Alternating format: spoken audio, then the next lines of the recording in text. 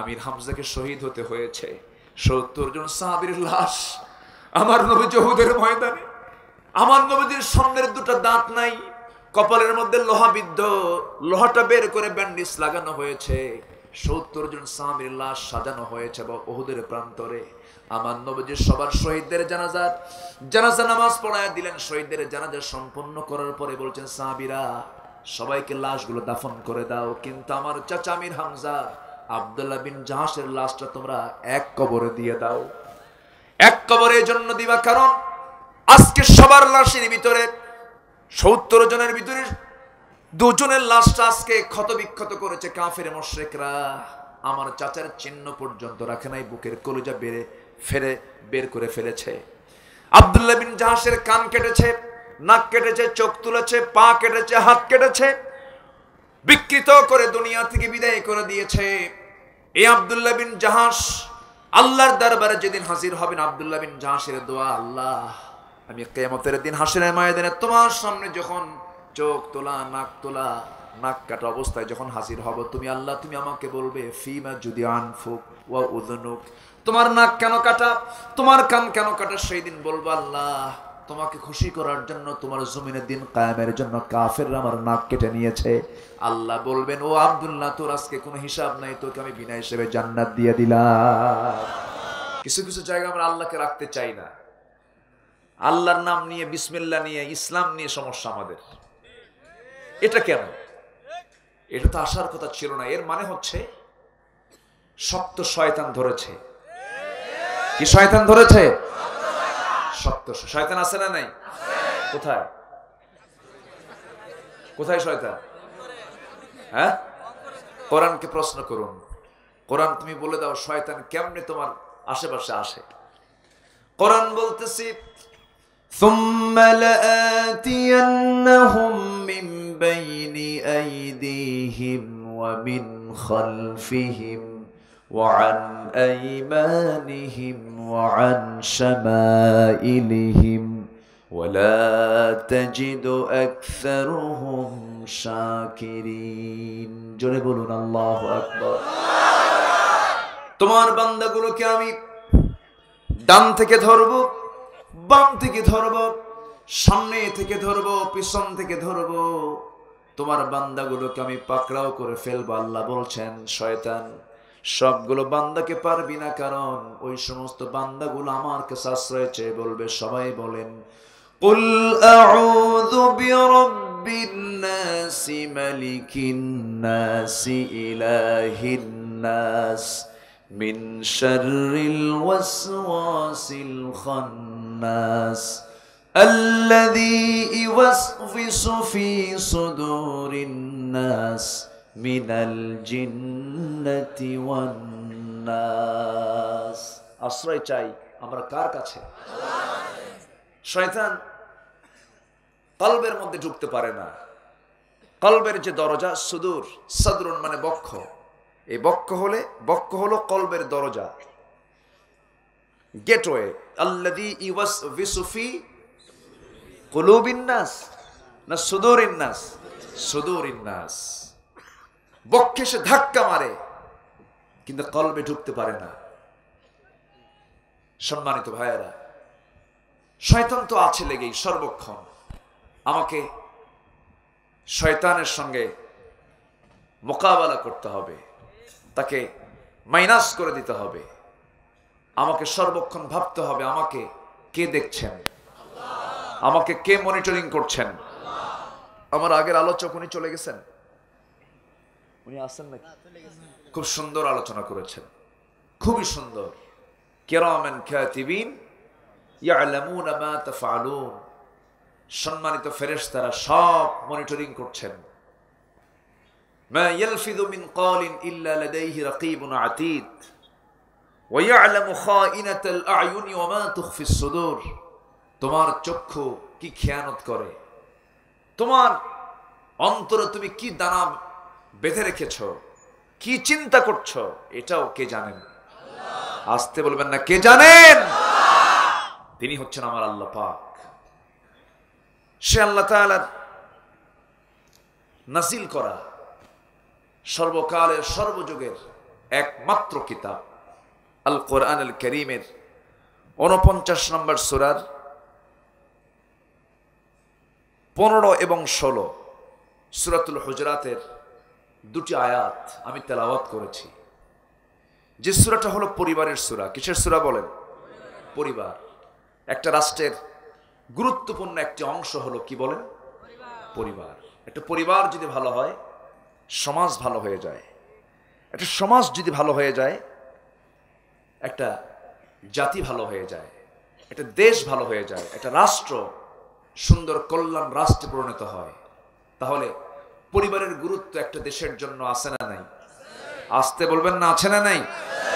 তাহলে সে রাষ্ট্রের দায়িত্ব আছে দেশের প্রতিটি পরিবারের ভিতরে সূরা হুজরাত ঢুকায়া দাও, ঠিক কিনা? পর্যন্ত আমরা কোনো সিলেবাসে কি এরকম কিছু পাই না। মাদ্রাসায় যৎকিঞ্চিত কিছু শেখানো হয়। বিসিএস ক্যাডার সর্বোচ্চ একটা পদ, ফার্স্ট ক্লাস গেজেট কর্মকর্তা বিসিএস ক্যাডার হয়ে বের হয়েছেন। ওযুর ফরজ কয়টা অনেকে জানে না, আছে না নাই? কোরআন তেলাওয়াত করতে পারে না। তাহলে এই শিক্ষার কোনো মূল্য কি আল্লাহর কাছে আছে? আমি বলছি না আপনি ডাক্তার হবেন না, ইঞ্জিনিয়ার হতে হবে। ইঞ্জিনিয়ারিং ইসলাম। এখানে 10 তলা একটা বিল্ডিং লাগবে মাদ্রাসার জন্য। মাদ্রাসার কোনো মুহাদ্দিসকে 10 তলা বিল্ডিং বানাতে পারবে? কাকে লাগবে? ইঞ্জিনিয়ার লাগবে। যে সেক্টরে সে সেক্টরের লোক লাগবে, ওটাও ইসলাম। কিন্তু ইঞ্জিনিয়ারের দায়িত্ব পালন করবে, কিন্তু তার নৈতিক শিক্ষার প্রয়োজন আছে না নাই? তার মানবিক দিক কেমন হওয়া উচিত এই শিক্ষার দরকার আছে না নাই? নৈতিক শিক্ষা পৃথিবীতে একটাই হতে পারে, সেটা হলো ঐশী শিক্ষা, কোরআনে কারীম। এই শিক্ষা যার মধ্যে থাকবে না সে যা ইচ্ছা তাই করতে পারে। ইযা লাম তাস্তাহি ফাসনা মা শি'তা। যখন তোমার মধ্যে লজ্জা না থাকবে তুমি যা ইচ্ছা তাই করতে পারো। লজ্জা কখন আসে? যখন তার মধ্যে নৈতিক শিক্ষা না থাকে। নৈতিক শিক্ষা শিখাই হলো কোন কিতাব? কোরআন। আমরা শিখব সবার আগে, জোরে বলি ইনশাআল্লাহ। তাহলে আমি আজকে যে সূরা থেকে আলোচনা করছি সেই সূরাটা কিসের সূরা বলেন তো? পরিবার। বলেন বলেন বলেন, কিসের সূরা? সবার পরিবার আছে না নাই? হয়তো বল হুজুর আমি তো বিয়ে করব, আমার আবার কিসের পরিবার? বলেন বলেন। যার বউ নাই তার কার সাথে? বাবা মা আছে, ভাই বোন আছে, সবাই পরিবারের সঙ্গে সম্পৃক্ত। আসুন পরিবার নিয়ে আমরা কেমনে চলবো একটু কথা বলি। আমাকে সময় দেবেন সবাই? সূরাতুল হুজরাত, সূরাতুল হুজরাত। আল্লাহ তাআলা এই সূরাটা রাসূলকে উপহার দিয়েছিলেন। আল্লাহ তাআলা এই সূরার ভিতরে কিছু আদব শিখিয়েছেন। কি শিখিয়েছেন বলেন তো? আদব যার নাই তাকে কি বলে? বলেন বলেন। আচ্ছা, আদব আগে দরকার না আগে শিক্ষা আগে দরকার? ভালো করে বলেন। শিক্ষা আছে কিন্তু আদব নাই। কি কথা কি বোঝা গেল? যার পিতা মারা গেল, ছোট্ট বাচ্চা রেখে যে পিতা মারা গেলেন, সেই ছোট্ট বাচ্চাকে আমরা এতিম বলি, অসহায় বলি। কিন্তু এক কবিতার ছন্দের মধ্য দিয়ে বলছেন, লাইসাল ইয়াতীম মান মাতা ওয়ালিদাহু ইন্নাল ইয়াতীম ইয়াতীমাল ইলমি ওয়াল আদাবি। প্রকৃত এতিম তো সে নয় যে তার বাপকে হারালো, প্রকৃত এতিম তো সেই যে তার নিজের জীবনে আদবের শিক্ষা থেকে নিজেকে বঞ্চিত রাখলো। আদব যার নাই তার কি আছে? আজকে যে যত উশৃঙ্খল হতে পারে সে তত বড় নেতা হতে পারে। দু একটা চাপা থাকতে হবে, মোষ একখান হাইব্রিড 2.5 ইঞ্চি হতে হবে, আর পেট একখান 10 মাসের মতো হতে হবে, বাস বিশাল বড় নেতা। আছে না নাই? আদব থাকতে হবে আগে, আদব, শিষ্টাচার। বুইসতু মুআল্লিমান বুইসতু লিউতাম্মিমা মাকারিমাল আখলাক। আমি পৃথিবীতে এসেছি আমি মানুষের চরিত্রের মানকে চূড়ান্ত শিখরে পৌঁছে দেওয়ার জন্য। জোরে বলি সুবহানাল্লাহ। আরেকটা সূরা আছে, এটার সঙ্গে আজকে মিলায় নেব, সময় তো আছে ফজর পর্যন্ত, সমস্যা কি? রাজি আছেন না সবাই? রাজি আছেন না? আরেকটা সূরা আছে সূরা লোকমান। সূরা লোকমান। পৃথিবীতে 3 কালো ছিলেন, খুব কালো, দেখে পছন্দ করতো না কেউ, কিন্তু কালো হলে হবে কি, খুব ভালো ছিলেন তারা। এর মধ্যে একজন ছিলেন লোকমান, খাটো মানুষ, পা ফাটা। পা কি ফাটা, মানে পায়ের গোড়ালি ফাটা লোক আছে না কিছু, লেপের তলে শুইলে লেপের কাপড় কি ঠিক থাকে? কি হয়, প্রত্যেক দিন ছেড়ে আর বউয়ের সঙ্গে গন্ডগোল লাগে। বউ কি ফাটা পাও নিয়ে সংসার করি আমি, কি কথা বলছেন, খুব বেকায়দা। তো পা ফাটা, তো এটা তো যার ফাটবে তার ফাটেই, এটা ন্যাচারাল, পা ফেটে যায়। এরকম পা ফাটা লোক ছিলেন লোকমান, খাটো ছিলেন, সমাজে তার কোনো পরিচিতি ছিল না, তাকে কেউ, তিনি চেয়ারম্যানও ছিলেন না, এমপিও ছিলেন না, সমাজের পরিচিত বিখ্যাত কোনো মানুষ ছিলেন না, কিন্তু আল্লাহর কাছে এত বিখ্যাত, এত জনপ্রিয়, আল্লাহ তার নামে একটা সূরার ভিতরে একটা এই কোরআনের ভিতরে একটা সূরার নামকরণ করেছেন তার নামে। কি ওয়াজ তিনি করেছেন, আমাদের ওয়াজ তো 50 বছর, 60 বছর, 100 বছর, এরপর নাই, কিন্তু লোকমানের ওয়াজ আল্লাহ তাআলা এত পছন্দ করেছেন, কিয়ামত পর্যন্ত এই ওয়াজ থেকে যাবে। জোরে বলে সুবহানাল্লাহ। ওটা ওই ওয়াজগুলো পরিবারের, কিসের বলেন, পরিবার। কু আনফুসাকুম ওয়া আহলিকুম নারা, নিজে বাঁচো, তোমার পরিবারকে বাঁচাও জাহান্নাম থেকে। কার কথা? আল্লাহর কথা। আসেন আমরা একটু আজকে এই সমস্ত সামাজিক আলোচনাগুলো করি। তবে একটা কথা বলে রাখি, সেটা হলো যে ইমানদারের সামনে অন্যায় দেখেও ইমানদারের অন্যায়ের প্রতিবাদ করার চিন্তা মাথায় কাজ করে না, ওর মধ্যে মুনাফিকের রক্ত লুকানো আছে। কিসের রক্ত লুকানো আছে? মুনাফিকের। আজকে আমরা চুপচাপ থাকি, বলি এত ঝামেলায় যাওয়ার কি দরকার আছে না, এরকম কিছু লোক আছে না, ভাই আপনি কি করেন? আমি তো কিচ্ছু করি না ভাই, আমি নিরপেক্ষ। ওটা শয়তান নাম্বার 1। ইমানদার কখনো নিরপেক্ষ হবে না, ইমানদার পক্ষ নেবে কার? আসতে বলবেন না কার? আল্লাহ তাআলা বলেন ওয়াল্লাযীনা আমানু ইউকাতিলুনা ফি সাবিলিল্লাহ ওয়াল্লাযীনা কাফারু ইউকাতিলুনা ফি সাবিলিত তাগুত। জোরে বলি আল্লাহু আকবার। ইমানদার যারা, তারা নিরপেক্ষ থাকবে না, চুপচাপ থাকবে না, তারা আল্লাহর পথে সংগ্রাম করবে। আর যারা কাফির, তারা তাগুতের পথে সংগ্রাম করবে। কার কথা? আসতে বলবেন না কার কথা? আবার আরেক জায়গায় অপরিহার্য করে আল্লাহ পাক বলছেন ওয়ালতাকুম মিনকুম উম্মাতুন ইয়াদউনা ইলাল খায়রি ওয়া ইয়া'মুরুনা বিল মা'রুফি ওয়া ইয়ানহাউনা আনিল মুনকার। জোরে বলি আল্লাহু আকবার।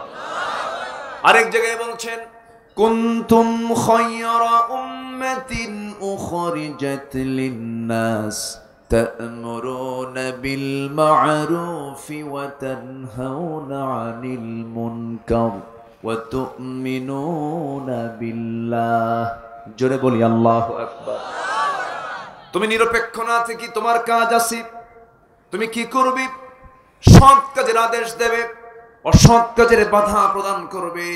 এই ডিউটি তোমাকে আগে পালন করতে হবে, এরপরে তুমি ঈমান আনো। যার মধ্যে এমন ডিউটি পালনের ইচ্ছা থাকে না, তার মধ্যে ঈমান আনবে, সে ঈমান আনবে কেমনে? ঈমান আনার ফাংশনটা পরে।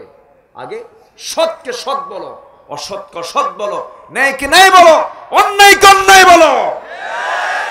এই বিবেক তোমার মধ্যে যদি জাগ্রত না হয়, তুমি কিসের ঈমানদার? কষ্ট পাচ্ছেন আপনারা? আল্লাহর কসম করে বলি, আমি কোনো গোষ্ঠীকে, কোনো ব্যক্তিকে ইঙ্গিত করে আমি কোনো কথা বলতে আসিনি। আমি সলিড কোরআন থেকে কিছু কথা বলতে এসেছি। কোরআন তো সত্যের কথা বলে, যারা মিথ্যা নিয়ে থাকবে তাদের কি সহ্য হবে? আসতে বলবেন সহ্য হবে? কোরআনের কথায় সবাইকে সন্তুষ্ট হবে? হবে না, কখনোই নয়। যার বক্তৃতায় সবাই সন্তুষ্ট হয়, তার বক্তৃতা হক বক্তৃতা নয়। কথা বোঝা গেল? আচ্ছা, একটু কান লাগান, একটু বোঝার চেষ্টা করতে হবে। আমি আপনি কয়দিন থাকবো ভাই? সবাই তো চলে যাব, আমরা চলে যাব না? আমরা ফাঁকি দিতে চাই আল্লাহকে। আমরা কত বড় সাহসী মানুষ, আমরা আল্লাহকে ফাঁকি দিতে চাই না। আল্লাহ কি সবকিছু বোঝেন না? সবকিছু বোঝেন না? সব জানেন না? সব তিনি জানেন। আসুন আমরা সোজা সে আয়াতের দিকে চলে যাচ্ছি যেখান থেকে আমি তেলাওয়াত করেছি। আল্লাহ বলছেন, আমার ভাষায় তোমরা যারা সত্যবাদী হবে আমি তাদেরকে সত্যবাদী বলবো, যাদের মধ্যে 3টা কাজ পাবো। কয়টা কাজ বলেন? কয়টা কাজ? সূরার নাম যেন কি বলেছিলাম? সূরাতুল হুজুরাত। এর মধ্যে 10টা হুকুম আছে। কয়টা হুকুম? 10টা হুকুম। একটাও কি বলেছি? বলি নাই। লোকমানের ওয়াজ বাদ আছে, বলেছি না। অনেকগুলো কথা আছে, আস্তে আস্তে করে বলছি। বাচ্চারা মাহফিল আসছে, খুব ভালো, খুব খুশি। ওদের শুক্রবারের নামাজ দেখছেন কেমন নামাজ? সবার পিছনে দাঁড়ায়, একজন সেজদায় যায়, আরেকজন গুদা মারে। আছে না নাই? এটাও মজা, এটাও সংস্কৃতি, এটা ইসলামের সৌন্দর্যগুলো। বলি আলহামদুলিল্লাহ। এগুলো থাকতে হবে। মসজিদ থাকবে আবাদের। মসজিদ থাকবে কিসের জন্য? আবাদের জন্য। বাচ্চারা আবাদ করবে, খেলবে, সেখানে হাসবে তারা, সামনে দিয়ে হাঁটবে তারা, কোনো আপত্তি নাই। রাসূল এগুলো করেছেন। আমি সময় নাই আজকে, এই সাইডে আমি যাব না। আসি আমরা সত্যবাদী হতে চাই বিশ্বের মানুষের কাছে না আল্লাহর কাছে? কার কাছে আমরা সত্যবাদী হব? সার্টিফিকেট নিব আমরা কার কাছে? আল্লাহর কাছে। আল্লাহ বলছেন, আমি সার্টিফিকেট দিচ্ছি, যারা এইগুলো কাজ করবে আমি তাদেরকে বলে দিলাম এরা সত্যবাদী। আল্লাহ যদি বলেন সত্যবাদী, দুনিয়ার কেউ যা বলে বলুক, আমার কোনো যায় আসে? আল্লাহ রাব্বুল আলামিন বলেন, ইন্নামাল মুমিনুনা আল্লাযীনা আমানু বিল্লাহি ওয়া রাসূলিহি সুম্মা লাম ইয়ারতাবু ওয়া জাহাদু বিআমওয়ালিহিম ওয়া আনফুসিহিম ফি সাবিলিল্লাহ উলাইকা হুমুস সাদিকুন قل أتعلمون الله بدينكم والله يعلم ما في السماوات وما في الأرض والله بكل شيء عليم জোরে বলুন আল্লাহু আকবার। আল্লাহ রাব্বুল আলামিন বলছেন, মুমিন তো তারাই, প্রকৃত মুমিন তো তারাই, আল্লাযীনা যারা আমানু ঈমান এনেছে আল্লাহর উপরে। কার উপরে? আল্লাহকে দেখা যায় নাকি? হ্যাঁ, দেখা যায়? জান্নাতে যাবে? জান্নাতে দেখা যাবে? যাবে। বলেন, জান্নাতে দেখা যাবে? কেমন দেখা যাবে? আফসা আফসা, অস্পষ্ট? বলেন, ক্লিয়ার দেখা যাবে। পূর্ণিমা রাতের চাঁদ যেমন স্পষ্ট, জান্নাতের আমার আল্লাহকে তেমন স্পষ্ট ভাবে দেখবে। একটু জোরে বলে সুবহানাল্লাহ। আমার সবচেয়ে প্রিয় কে? সবচেয়ে কাছের কে? আমাকে সবচেয়ে বেশি ভালোবাসেন কে? আমি আপনি বেশি ভালোবাসতে না পারলেও আল্লাহ আমাকে বেশি ভালোবাসেন। সুবহানাল্লাহ। আমি আপনি হয়তো আল্লাহকে বেশি ভালোবাসতে পারিনি, কিন্তু আমার আল্লাহর ভালোবাসা আমার প্রতি বিন্দু পরিমাণ কম নাই।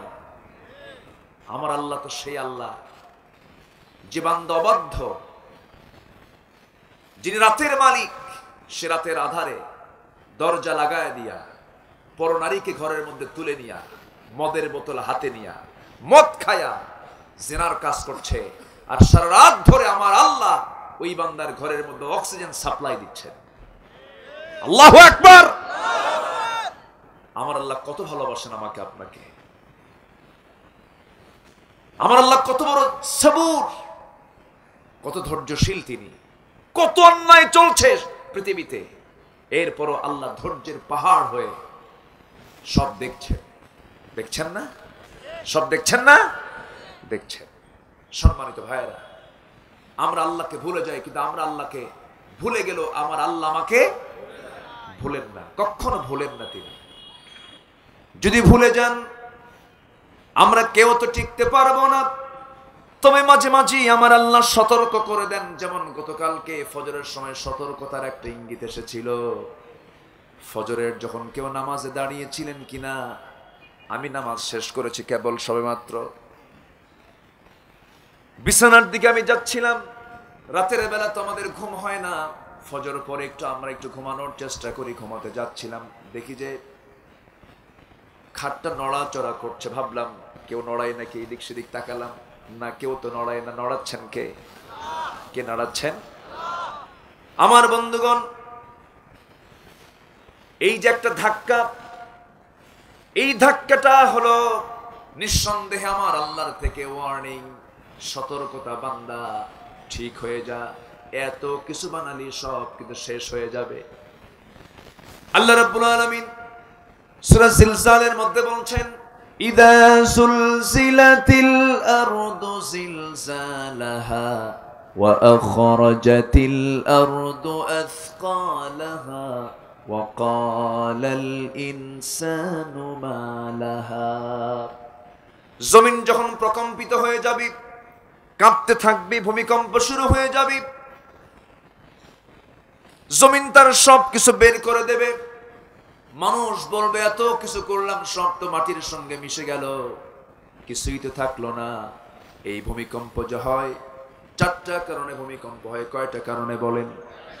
চারটা কারণ আমরা শিখে নেই। নাম্বার 1 হলো যে সমাজে মদের কারবার হবে।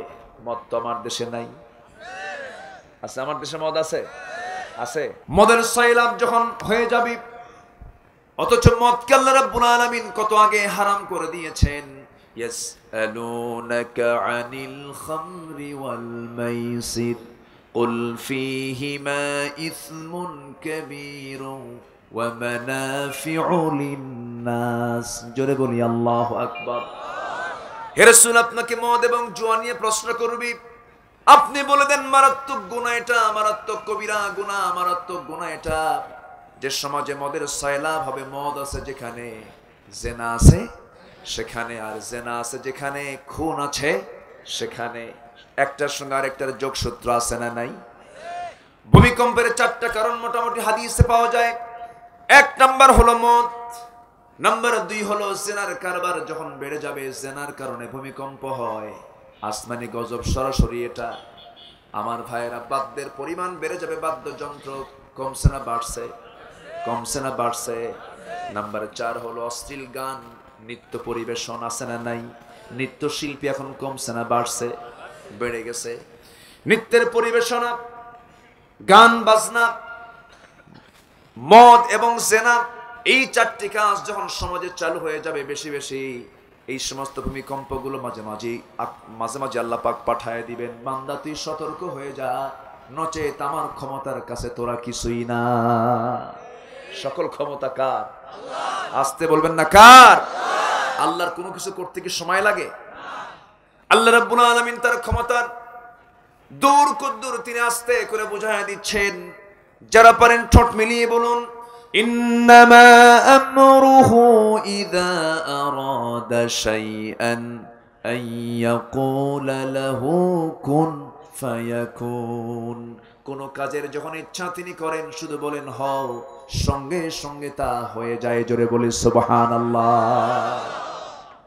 আমার ভাইরা, আমি কালকে যখন ফজর পড়ছিলাম, পরে যখন এই চিত্রটা দেখলাম, আল্লাহ বললাম, আল্লাহ না জানি কোন বিপদ তুমি দিচ্ছ, জমিন তো গজবের উপযুক্ত হয়ে গেছে।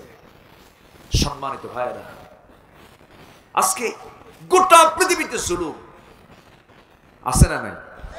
আছে না নাই? জুলুম শাহী চলছে গোটা দুনিয়া জুড়ে। গোটা পৃথিবীর কোথাও শান্তির কোনো সুবাতাস আমরা লক্ষ্য করছি না। আছে শান্তি? আছে কোথাও? কোথাও কোনো শান্তি নাই। সম্মানিত ভাইয়েরা, আজকে গোটা পৃথিবীতে যত ধর্ম আছে, এর মধ্যে সবচেয়ে বড় ধর্মের নাম কি? জনসংখ্যার দিক থেকে? জনসংখ্যার দিক থেকে না, বৌদ্ধ। বলেন কি? বৌদ্ধ।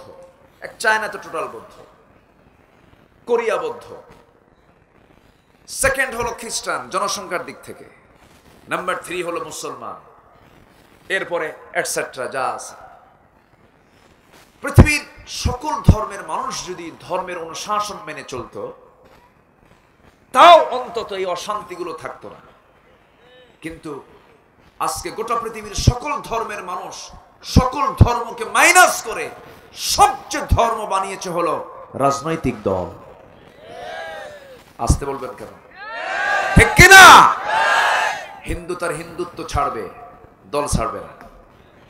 বৌদ্ধ তার বৌদ্ধত্ব ছাড়বে, দল ছাড়বে না। খ্রিস্টান তার খ্রিস্টানি ছাড়বে, দল ছাড়বে না। মুসলমান তার ইসলাম ছাড়বে, দল ছাড়বে না। ঠিক কিনা?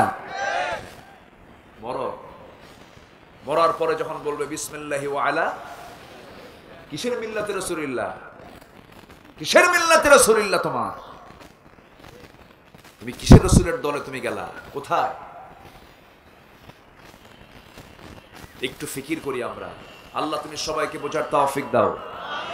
জোরে বলি আমিন। নিজেকে চেনার তুমি তৌফিক দাও খোদা, তোমাকে চেনার তুমি তৌফিক দাও। নিজেকে চেনার তুমি তৌফিক দাও আল্লাহ, তোমাকে চেনার তুমি তৌফিক দাও। জোরে বলে আমিন।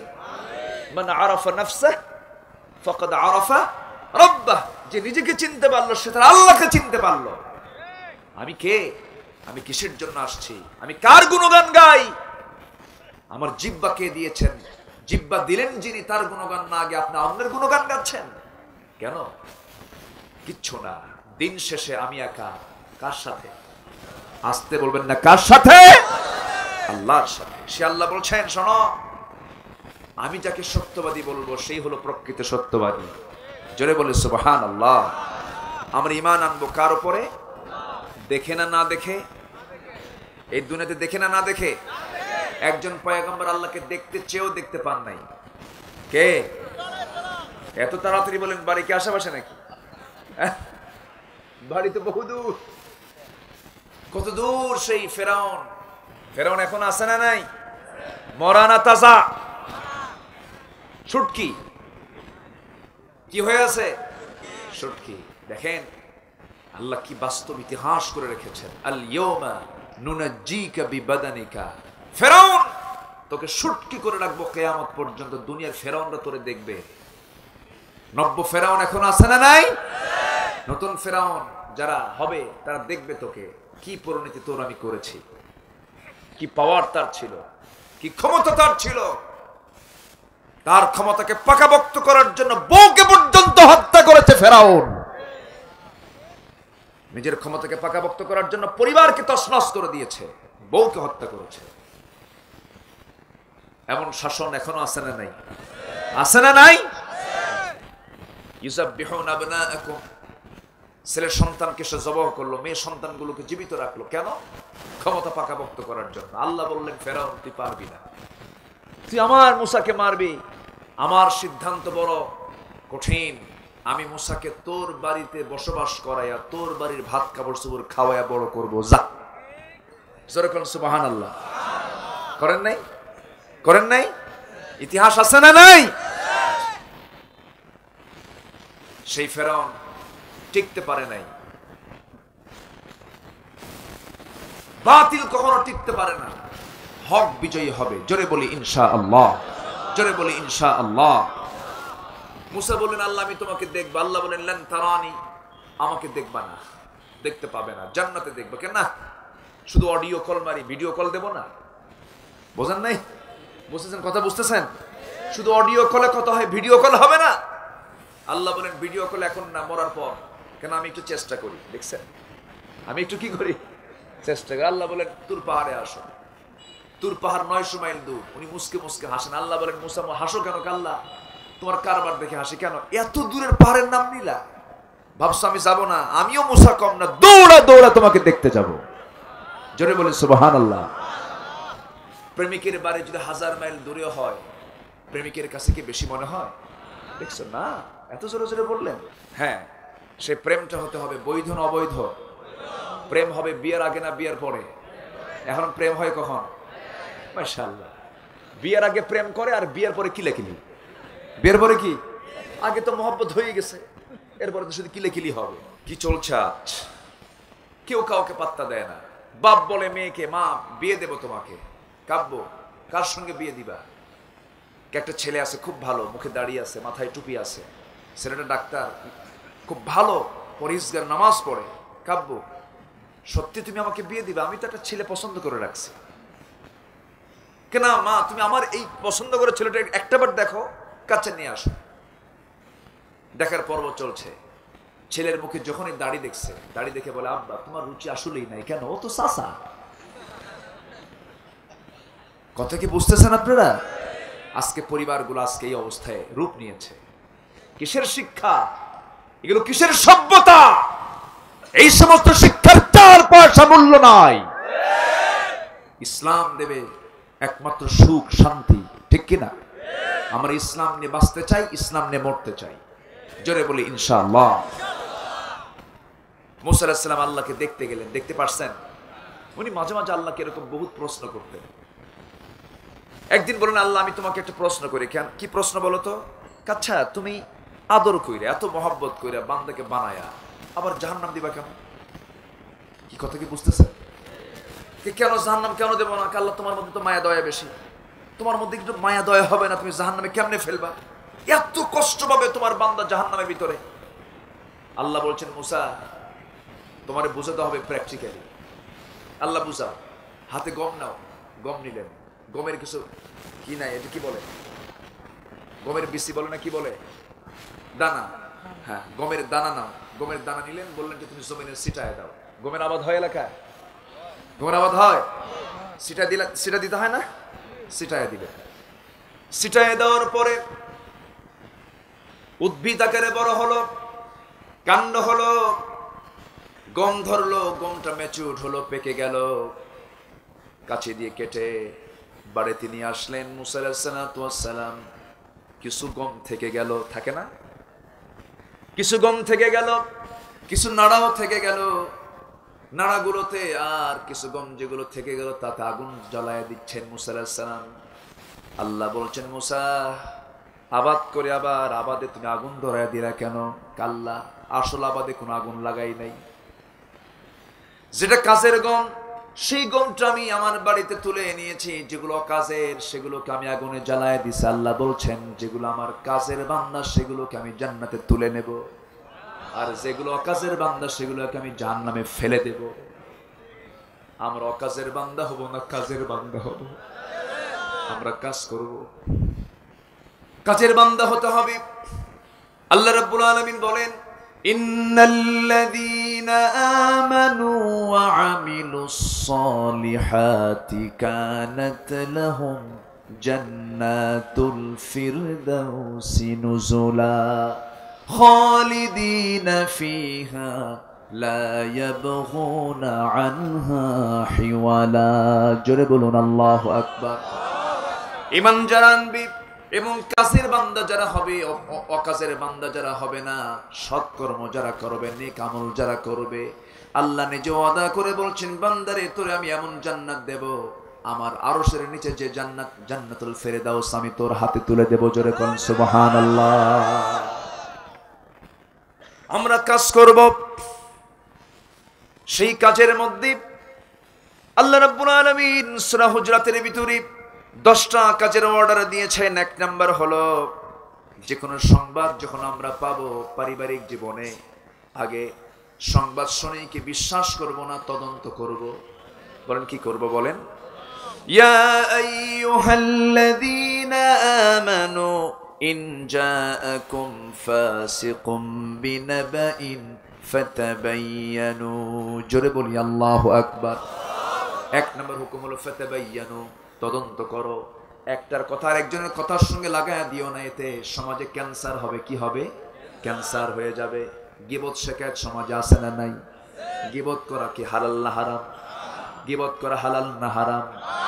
যদি কোনো বান্দা তার নিজের আমলকে অন্য কোনো বান্দার আমল নামায় যদি ট্রান্সফার করে দিতে চায়, সে যেন ওই বান্দার গীবত করে, ওই বান্দার গীবত করে। হাসরের ময়দানে অনেক বান্দা আফসোস করে বলবে, আল্লাহ আমার এতগুলো তাহাজ্জুদ কই গেল, আমার এতগুলো দান কই গেল, আমার এত আমলনামাগুলো কই গেছে, সব তো ফাঁকা করে দেখতেছে আল্লাহ, আমার আমলনামাগুলো কই গেছে। তখন বলা হবে, ফেরেশতারা বলবে, ও বান্দা তোর আমলনামা ওই বান্দার আমলনামায় গেল কেন? ও কেন পেল? তুই দুনিয়ার জিন্দেগি তো ওই বান্দার তুই গীবত করার কারণে তোর আমলনামা তার আমলনামায় ট্রান্সফার হয়ে গেছে। মোবাইলে ট্রান্সফার হয় না টাকা, ব্যালেন্স ট্রান্সফার হয় না? আমলনামা ওই রকম করে ট্রান্সফার হয়ে যাবে যদি তুমি গীবত করো।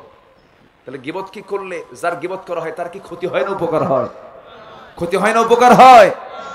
উপকার হয়। আমার বন্ধুগণ, সূরা হুজরাতের 10টা ওয়ার্ড আল্লাহ রাব্বুল আলামিন দিয়েছেন।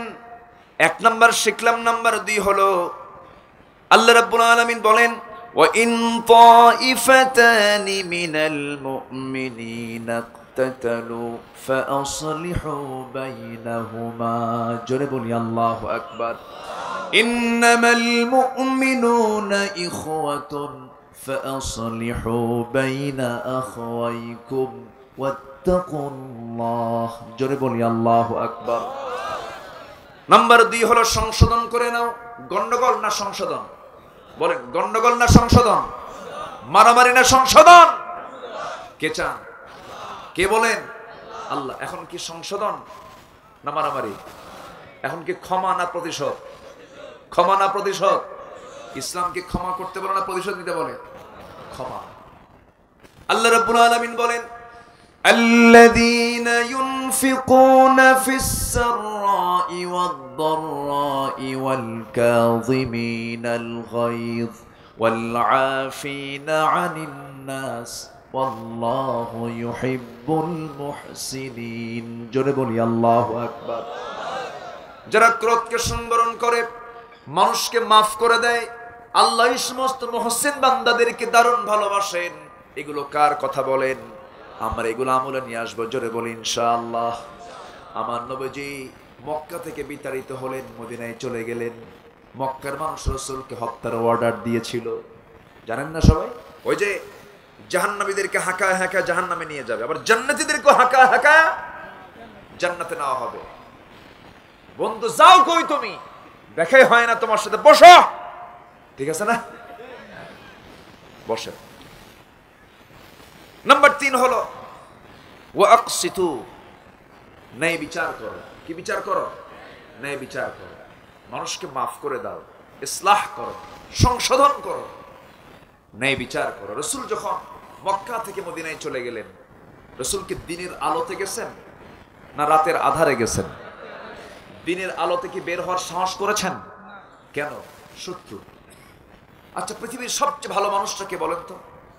মুহাম্মদ সাল্লাল্লাহু, যিনি সারা জীবনে একটা মিথ্যা যার মুখ থেকে বের হয়নি, একটা মিথ্যা তার মুখ থেকে কখনো কৌতুকের স্বরও বের হয়নি, যিনি কখনো আর চোখেও তাকান নাই, এরকম বাঁকা চোখে যে তাকানো, এরকম তাকান নাই, তাকানোর প্রয়োজন টোটাল ঘুরে তাকাতেন। এত সরল মনের মানুষটাকেও রাতের আধারে কেন তাকে ঘর থেকে বের হতে হলো? এই প্রশ্নের জবাব একটাই, সেটা হলো তিনি বলেছেন এই জমিন যার, আইন চলবে তার। ঠিক কিনা? আমার নবীজি বললেন মদ চলবে না। আবু জেহেল কয় মদ আমার পানির চেয়ে প্রিয়। রাসূল বলেন জেনা চলবে না, বউয়ের সাথে জেনা করতে ভালো লাগে। এরকম আকাম কুকাম করার লোক কিছু আবু জেহেল এখনো আছে না নাই? আছে না নাই? মদ, জেনা, সুদ তো হালুয়া ঘাটে নাই। হালুয়া ঘাটে হালুয়া আছে, হালুয়া আছে, কিন্তু সুদ আছে, সুদের ঘাটও আছে। তাহলে হালুয়া ঘাট বাদ দিয়ে এখন সুদের ঘাট বানান। এই মুহূর্তে কি উঠবেন না দয়া করে? যদি কেউ ওঠেন ভাববো ওটাই সুদ খায়। হ্যাঁ, থাকেন, দেখুন তো কে ওঠে এখন দেখি। কষ্ট পাচ্ছেন নাকি আপনারা? খুব ভালো, আপনারা খুবই সুন্দর। আমি খুবই আনন্দ পাচ্ছি আপনাদেরকে দেখে, কারণ এত রাতে তো গ্রামের মানুষ জেগে থাকে না, ঘুমিয়ে পড়ে, পরিশ্রমের শরীর। গ্রামের মানুষ সুস্থ হয় কেন জানেন? তারা সারাদিন কাজ করে, আগে ঘুমায় পড়ে, রাসূলের সুন্নাহ। জোরে বলে সুবহানাল্লাহ। আর শহরের মানুষ সারাদিন অফিসে বসে থাকে, রাতে ঘুম ধরে না, রাত 12টা 1টা টক শো দেখে। কি দেখ? কিশোর টক মিষ্টি ঝাল দেখতে দেখতে 3টা বাজায়, ফজর শেষ, 9টা সকালবেলার বরকত শেষ, 10টার দিকে উঠে কয় চোখে দেখি না, আছে না বলেন তো?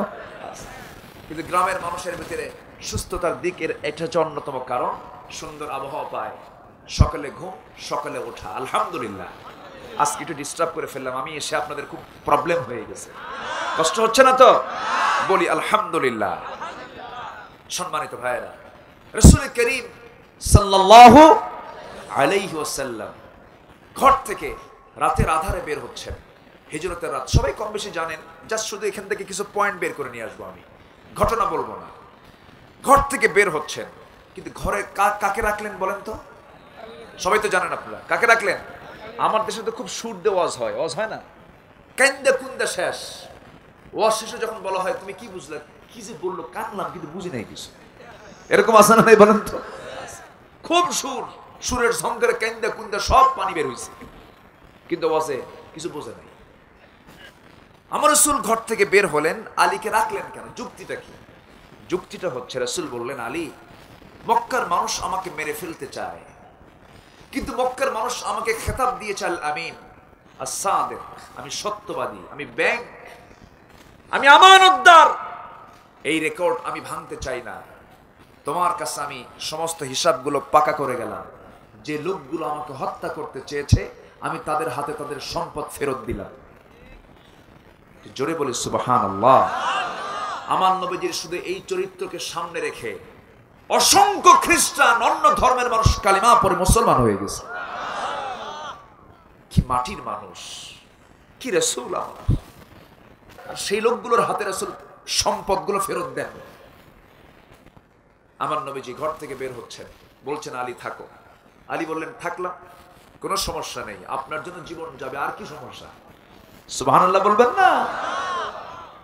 আপনার জন্য জীবন যাবে না হয় আমার।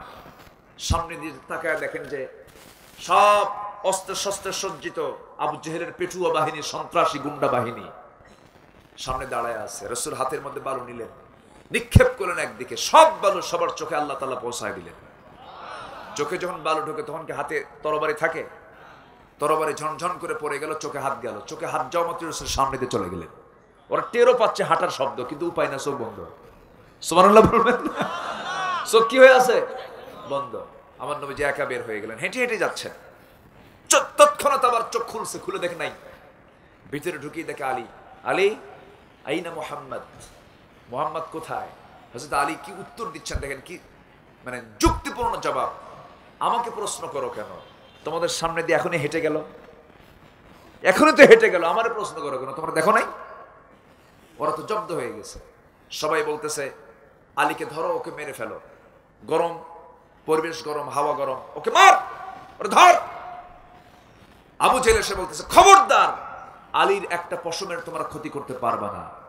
এই মুহূর্তে আলীকে হত্যা করা মানে আমাদের মধ্যে গন্ডগোল সৃষ্টি করা। মাথা ঠান্ডা করে কাজ করো। দেখছেন আবু জেহেলের বুদ্ধি ছিল, কথা বোঝেন নাই? আলীকে মারা আমাদের লক্ষ্য নয়, মুহাম্মদ আশেপাশে আছে, খুঁজো, খুঁজতে শুরু করো।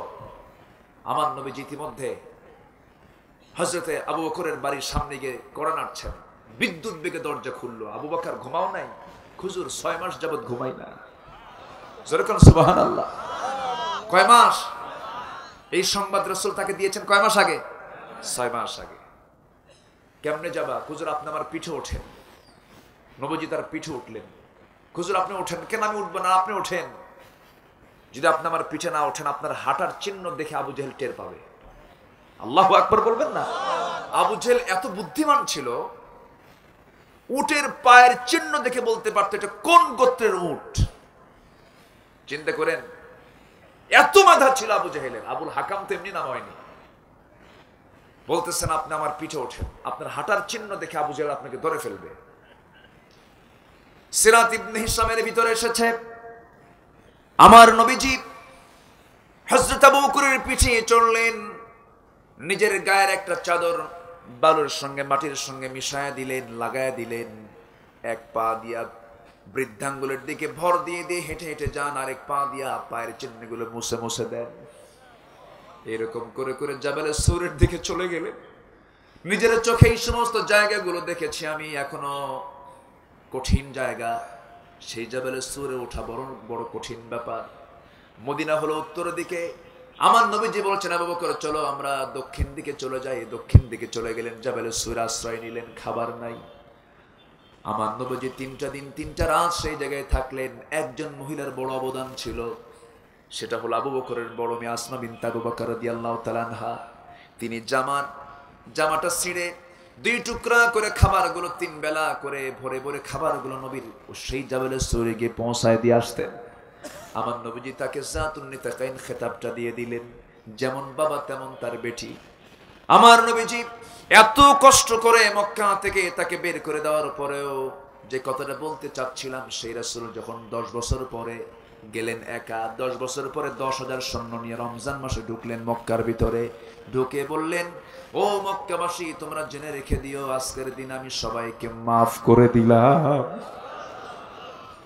কোনো প্রতিশোধ আমার নাই, আমি ক্ষমা করে দিলাম। ফাসলিহু, তোমরা সংশোধন করে নিবা, আমি তোমাদের প্রতি কোনো অসৎ আচরণ করব না, আমি সবাইকে মাফ করলাম। তবে ওয়াহাশিকে মাফ করা হবে না, ওয়াহাশিকে মাফ করা হবে না। ওয়াহাশির কানে যখন সংবাদ চলে গেছে, ওয়াহাশি মনে মনে কয়, আমি তো বড় ক্ষতি করে ফেলেছি। আমি তার চাচা আবু আমির হামজাকে, সাইয়্যিদুশ শুহাদাকে মেরে ফেলে দিয়েছি, বর্ষা মেরেছি, তাকে দুনিয়া থেকে বিদায় করেছে রাসূল। এই জন্য আমাকে বলেছেন তাকে মাফ করা যাবে না। কিন্তু সবার চক্ষু আড়াল করে এই ওয়াহাশি করলো কি, নবীর সামনে দাঁড়ায় বলছে, হে আল্লাহর নবী, আমি ইসলাম কবুল করতে চাই। সঙ্গে সঙ্গে রাসূল বললেন, ওয়াহাশি রে, তুই আমার বুকের ভিতরে আয়, আমি তোকে মাফ করে দিলাম। যারকান সুবহানাল্লাহ। তবে ওয়াহাশি, তুমি যেন আমার সামনে বারবার না আসো।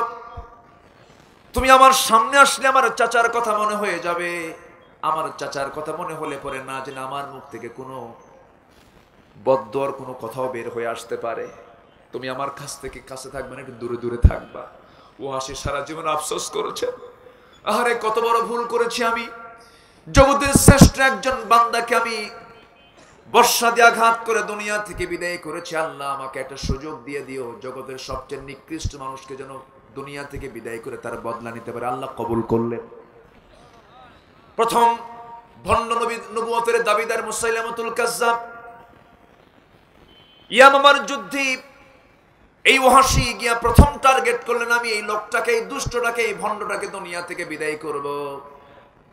হাতের মধ্যে ওই বর্ষাটা হাতের মধ্যে নিলেন, দূর থেকে মেরে দিলেন।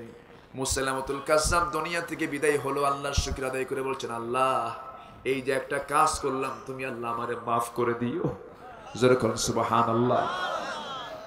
আমার ভাইয়েরা, আমার নবীজি মক্কা বিজয়ের দিন সামনে দাঁড়ায় আছেন, পাশে বেলাল দাঁড়ানো। সাইয়েদনা বেলাল বলছেন, ইয়া রাসূলুল্লাহ, ওই যে কাবার তালাটা মারা আছে, কাবার তালাটা খুলতে হবে, কাবার তালাটা খুলতে হবে। রাসূল বললেন, দেখো তো কাবার চাবিওয়ালা কোথায়? চাবিওয়ালা গোটা মক্কা নগরে কোথাও খুঁজে পাওয়া যায় না, সব জায়গায় তন্ন তন্ন করে খোঁজা হলো, সেই কাবার চাবিওয়ালা নাই। জিবরিল আমিন এসে বলছেন, ইয়া রাসূলুল্লাহ, কাবার চাবিওয়ালা মক্কার কোথায় কেন, গোটা দুনিয়াতে কোথাও পাবেন না, সে জায়গা মতো আছে কোথায়? কাবার ছাদে। কোথায় আছে? কাবার ছাদে আছে। আমার নবীজি বললেন, ও আলী, ওসমান বিন তালহা তো কাবার ছাদে আছে, ওকে ধরে আনো। ধরে আনা হলো। ধরে আনার পরে বলা হলো, ওসমান, তুমি একজন মুশরিক, তোমার হাতে কাবার চাবি থাকতে মানায় না, আমাকে ফেরত দিতে হবে। ওসমান বিন তালহা বললেন, আমি কাবার চাবি দেব না, কারণ আমি তোমার একটা কথা শুনেছিলাম, মক্কি জিন্দেগিতে একটা ঘটনা ঘটেছিল। আমার নবী যে একদিন হিজরতের আগে কাবার ঘরে ভিতরে ঢোকার জন্য চাবি চেয়েছিলেন ওসমান বিন তালহার কাছে। ওসমান বিন তালহা তাকে ধাক্কা মেরে জমিনে ফেলে দিয়েছিল। রাসূল মুখ থুবড়ে পড়ার পর আস্তে করে উঠে দাঁড়ালেন, বললেন, ওসমান, আজকে তোমার ক্ষমতা বলে আবু জেহেলের পরে তুমি আজকে আমাকে ধাক্কা মেরে জমিনে ফেলে দিয়ে ধুলাই মলিন করে দিলে। তুমি কি জানো যে চাবি আজকে তোমার হাতে শোভা পাচ্ছ, এই চাবি একদিন আল্লাহ আমার হাতে তুলে দিবে। এই কথা শোনার সঙ্গে সঙ্গে সেদিন ওসমান বলেছিলেন, ওসমান বিন তালহা ওই চাবিওয়ালা বলেছিলেন, ঠিক আছে, আমি তোমাকে চাবিটা দেব, তবে কেউ যেন না জানে, আবু জেহেল যেন না জানে। সেদিন সে ওসমান বিন তালহা রাসূলকে চাবিটা দেয়। আমার নবীজি তালাটা খুললেন। ওই মক্কার আগে, হিজরতের আগে তালাটা খোলার পর আমার নবীজি ভিতরে ঢুকে দেখেন ফাঁকা না, মূর্তি। বলেন বলেন বলেন বলেন, গোটা ঘর মূর্তি দিয়া 360টা দেবতা লাত মানত ওজদা সহ সব ভরায় ফেলেছে। কুরাইশরা পত্তলিকরা আমার নবীজি খুব খেপে গেলেন, রেগে গেলেন, কিন্তু পারলেন না, কারণ সেই সময় ক্ষমতা নবীর হাতে না, আবু জেহেলের হাতে। কার হাতে? আবু জেহেলের হাতে। আফসোস করে শুধু ওই কাবার ঘর থেকে বের হয়ে শুধু দোয়া করছেন, ওয়াকুর রাব্বি আদখিলনি মুদখালা সিদকি ওয়াখরিজনি মুখরাজা সিদকি ওয়াজআল লি মিন লাদুনকা সুলতানান নাসীরা। জোরে বলুন আল্লাহু আকবার। আল্লাহ তুমি আমাকে রাষ্ট্রীয় ক্ষমতা দিয়ে দাও। আমার ভাইয়েরা এই দোয়া করে বের হলেন। আমার নবীজি সেই স্বপ্ন নবীজির পূরণ হয়ে গেল। শুধু দোয়া দিয়া না, বদর যুদ্ধ লাগছে, উহুদ যুদ্ধ লাগছে, আমির হামজাকে শহীদ হতে হয়েছে। 70 জন সাহাবীর লাশ আমার নবীজি উহুদের ময়দানে। আমার নবীজির সামনের দুটো দাঁত নাই, কপালের মধ্যে লোহা বিদ্ধ, লোহাটা বের করে ব্যান্ডেজ লাগানো হয়েছে। 70 জন সাহাবীর লাশ সাজানো হয়েছে উহুদের প্রান্তরে। আমার নবীজি সবার শহীদদের জানাজা নামাজ পড়ায় দিলেন। শহীদদের জানাজা সম্পন্ন করার পরে বলছেন, সাহাবীরা সবাইকে লাশগুলো দাফন করে দাও, কিন্তু আমার চাচা আমির হামজা আব্দুল্লাহ বিন জাহাসের লাশটা তোমরা এক কবরে দিয়ে দাও। এক কবরে জন্য দিবা, কারণ আজকে সবার লাশের ভিতরে 70 জনের ভিতরে 2 জনের লাশটা আজকে ক্ষত বিক্ষত করেছে কাফের মুশরিকরা। আমার চাচার চিহ্ন পর্যন্ত রাখে নাই, বুকের কলিজা বের করে ফেলেছে। আব্দুল্লাহ বিন জাহাসের কান কেটেছে, নাক কেটেছে, চোখ তুলেছে, পা কেটেছে, হাত কেটেছে, বিকৃত করে দুনিয়া থেকে বিদায় করে দিয়েছে। এই আব্দুল্লাহ বিন জাহাস আল্লাহর দরবারে যেদিন হাজির হবেন, আব্দুল্লাহ বিন জাহাসের দোয়া, আল্লাহ আমি কিয়ামতের দিন হাসরের ময়দানে তোমার সামনে যখন চোখ তোলা, নাক তোলা, নাক কাটা অবস্থায় যখন হাজির হব, তুমি আল্লাহ তুমি আমাকে বলবে, ফিমা যদি আনফুক ওয়া উযনুক, তোমার নাক কেন কাটা, তোমার কান কেন কাটা? সেই দিন বলবো, আল্লাহ তোমাকে খুশি করার জন্য, তোমার জমিনের দিন কায়েমের জন্য কাফেররা আমার নাক কেটে নিয়েছে। আল্লাহ বলবেন, ও আব্দুল্লাহ তোর আজকে কোনো হিসাব নাই, তোকে আমি বিনা হিসেবে জান্নাত দিয়ে দিলাম। কবরের সবার প্রশ্ন আছে না নাই?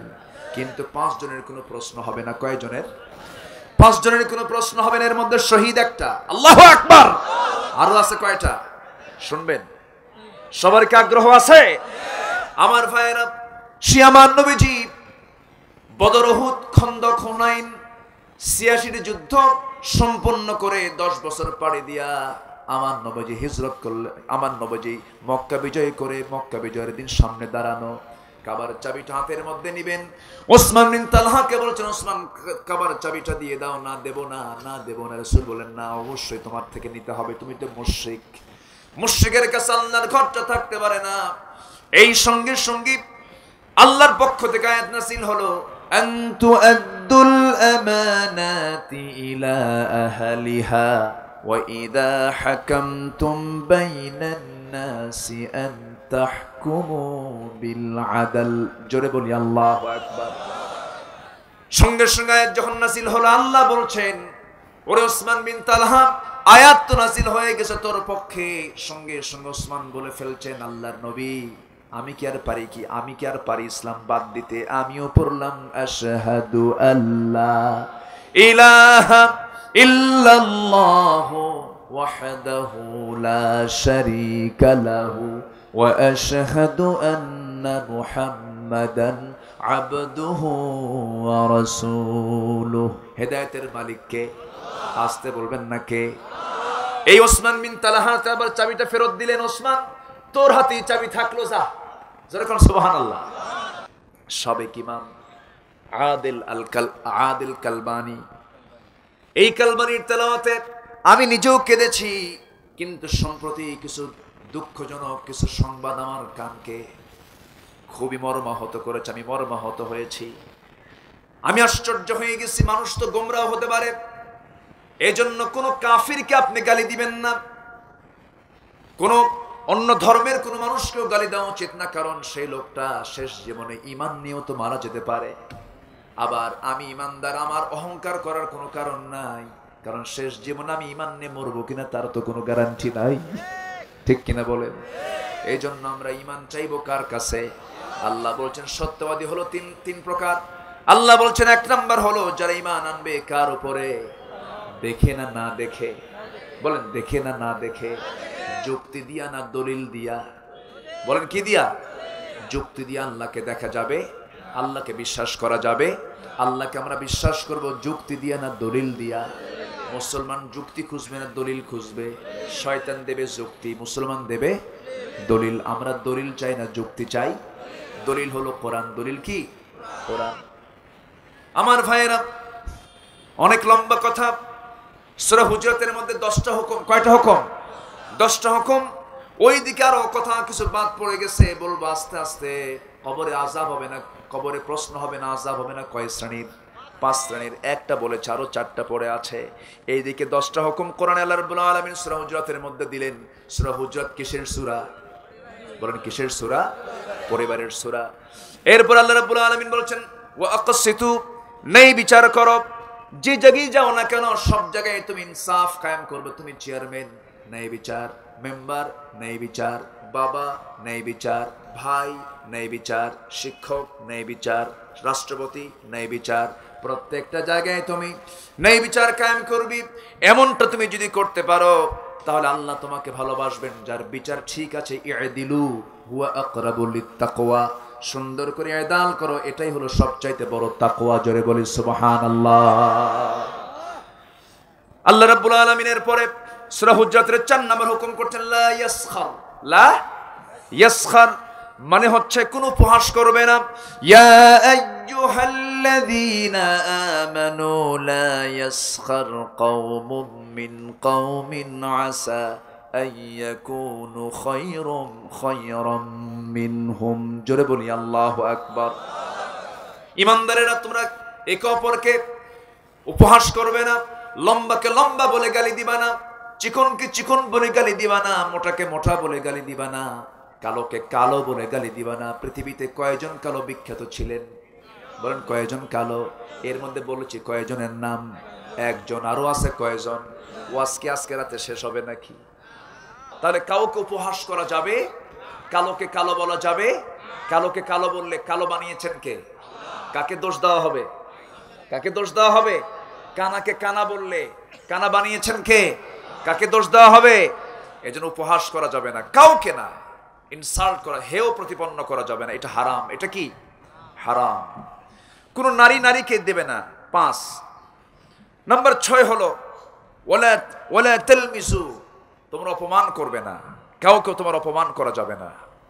নাম্বার 8 হলো ইজতানিবু মিনায-যন্নি, সকল প্রকার কুধারণা থেকে নিজেকে রক্ষা করবে। অনুমান আন্দাজ করে কোনো কথা বলবে না। মনে হয় ওই লোকটা এই জায়গায় এসে এই কাজটা করে গেছে, মনে হয়। এটা হলো শয়তানের কথা। কার কথা? কার কথা? মনে হয় শব্দ ঈমানদার কখনো উচ্চারণ করতে পারে না। ইজতানিবু কাসীরাম মিনায-যন্নি ইন্নায-যন্না বা'দা ইসমুন। আরেকটা হাদিস এসেছে, ক্বালা ইয়াকুম ফিয-যন্নি ফাইন্নায-যন্না আকযাবুল হাদিস। কারণ কুধারণা হচ্ছে সবচেয়ে বড় মিথ্যা।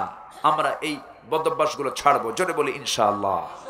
নাম্বার 9 হলো ওয়ালা তাজাসসু, গুপ্তচর বৃত্তি করো না, গোপনীয় বিষয়গুলো জানার চেষ্টা করো না। কিছু কিছু লোক আছে দেখবেন জানালার কাছে গিয়া কান পেতে থাকে, আছে না?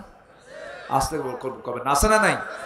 রাসূল বলেছেন যদি কোনো ব্যক্তি কারো জানালায় গিয়ে উকি মেরে ছায়া থাকে আর ভিতরের লোক যদি জানে যে উকি মারছে, চোখ কানা করে দিবি, কোনো গুনাহ হবে না। কি কথা বোঝা গেল? কি মানে চোখ কানা করে দেওয়ার মতো ক্ষমতা তোমার থাকবে, অপরাধ হবে না। তাহলে চিন্তা করুন উকি মেরে তাকানো কত বড় অপরাধ। এই সমস্ত কাজ মুসলমান কখনো করতে পারে না। এগুলো কি পরিবারের জন্য জানার দরকার আছে? জানার দরকার আছে? আছে। ওয়ালা ইয়াগতাব বা'দুকুম বা'দা, একে অপরকে তোমার গীবত করবে না। এটা কার হুকুম? আসতে বলবেন না, কার হুকুম? আজকে সমাজে গীবত বেশি না কথা বেশি? গীবত বেশি না কথা বেশি? সুযোগ পাইলে চা আছে আর সামনে পাবলিক আছে, কোনো কথা নেই। তুমি কি জানো অমুকের মেয়েটা অমুক কি যে করছে, জানো? এরকম আছে না? না এরকম বলে না? তাহলে এগুলো কি কাজ? এগুলো কি বলে বলেন? গীবত হচ্ছে কারো সত্য কথা কারো অগোচরে কাউকে বলা, এটা হচ্ছে গীবত। আর বহতান হচ্ছে কারো মিথ্যা কথা বানিয়ে বানিয়ে কাউকে বলার যে বহতান। সত্য কথাই বলা যাবে না, মিথ্যা তো দূরেই থাকলো। এই 10টি শিক্ষা আমরা সূরা হুজুরাত থেকে নিলাম। আল্লাহ তুমি আমলে নিয়ে আসার তৌফিক দাও। কবরে আযাব হবে না, প্রশ্ন হবে না। কয় শ্রেণীর? কয়টা বলেছি? আচ্ছা, কয় কালোর কথা বলেছি? এক কালোকে বলেন, এক কালোকে। লোকমানটা লম্বা না খাটো? ধলা না কালো? পা ভালো না পা ফাটা? কত বুঝতেছেন? এই জন্য কেন বললাম জানেন, একটু বউ স্বামীটা যদি একটু কালো হয়, পা ফাটা হয়, বউটা যদি সুন্দর হয়, মাঝে মাঝে খোটা মারে, শোনো তোমার তো ফাটা পা, আর কালো কুলো মানুষ তুমি, আমার চেহারা দেখছো, তোমার সঙ্গে যে আমার সংসার হচ্ছে তোমার 14 গোষ্ঠীর কপাল। এরকম খোটা মারা কিছু অহংকারী মহিলা তো আপাতত হালুয়া ঘাটে নাই। আসতে বলবেন না, আছে না নাই? মা, অহংকার করা যাবে না। লোকমানকে দেখেন, লোকমান কালো, অথচ কোরআনে তার নাম আছে। সুবহানাল্লাহ বলবেন না? কালো ধলা এটা কিছু না, এটা কার? বউটা একটু কালো হয়েছে, স্বামী অনেকে মন খারাপ করে, আছে না? নতুন বিয়ে করছে, বউটা একটু কালো হয়েছে, 3 দিন পরে কান্দে। এই কান্দিস কেন? আমার কপালটা খুব খারাপ। কেন? সুমনের বউ দেখতে এত সুন্দর, আমার বউটা কালো। ওর নজর কাছে সুমনের বউয়ের দিকে। আচ্ছা, কোন পুরুষের নজর যদি অন্য মহিলার দিকে যায়, পৃথিবীর রাজরানী এনে দিলেও কি তার ভাল লাগবে? ভাল লাগবে? তোমার কাছে তোমার বউকে যদি রানী হিসেবে দেখতে চাও, পৃথিবীর কোন রানীর দিকে তোমার তাকানো যাবে না, তাহলে তোমার কাছে রানী মনে হবে। ইসলাম কত সুন্দর, ইসলাম মানলে কল্যাণ আছে না নাই? আছে। বউ কালো হোক, কে বানিয়েছেন? স্বামী কালো হোক, কে বানিয়েছেন? আল্লাহ বানিয়েছেন। মন খারাপ করা যাবে যাবে না। এলাকার মা মাহফিল আসছে নাকি? মাহফিল আসছে, বসছে? বাড়িতে কেন? বাড়িতে থাকবে, সমস্যা নাই, কিন্তু আলাদা প্যান্ডেল, আলাদা বসার ব্যবস্থা রাখা উচিত। আমি এটা বলে গেলাম, আগামীতে এটা করবেন। এই যে শিশু না, মাহফিলের বয়স কত? একদিন। আজকে একদিন না, একদিন একটু হবেই তো। আগামীতে মাদের অপশন থাকবে, জোরে বলি ইনশাআল্লাহ। রাসূল ইয়া মা'আশারান নিসা, রাসূল মেয়েদের উদ্দেশ্যে তিনি বক্তব্য দিতেন। মেয়েরা, নারী সমাজরা ভিতর থেকে প্রশ্ন করতেন, উত্তর দিতেন সাইয়েদনা মুহাম্মদ সাল্লাল্লাহু আলাইহি ওয়াসাল্লাম। মেয়েদের জানতে হবে ইসলাম। একটা মা জানলে জাতি জানবে, ঠিক কি না? মা শিক্ষিত হলে জাতি শিক্ষিত হবে। মাদেরকে শিখাবো, জোরে বলি ইনশাআল্লাহ। এলাকায় কি শাশুড়ির সাথে বেটার বউয়ের গন্ডগোল হয়? হয়? কিছু কয় না, হয়। কার হয় দেখি? এখন আর কেউ হাত তুলবে না। এই সালাকি কেউ করবে না, কেউ হাত তুলবে না। শাশুড়ি এটা এমন একটা অপশন, একটু মনোযোগ দিয়ে শুনবেন একটা কথা। নিজের মেয়েকে বিয়ে দিচ্ছেন শাশুড়ি, বিয়ে দিয়ে বলে, আশেপাশে বলে, শোনো আমার জামাইটা এত ভালো, এত ভালো জামাই পাইছি আমি, এত সুন্দর জামাই। আমার মেয়ের কথায় সে ওঠা বসা করে, আমার মেয়ে যা বলে তাই শোনে। এমনকি আমার মেয়ের জামা কাপড় চোপড় পর্যন্ত আমার জামাইটা ধুয়ে দেয়, এত ভালো। হ্যাঁ ভালো, কিন্তু আর কি বলি, আমার ছেলেটা মানুষ হলো না।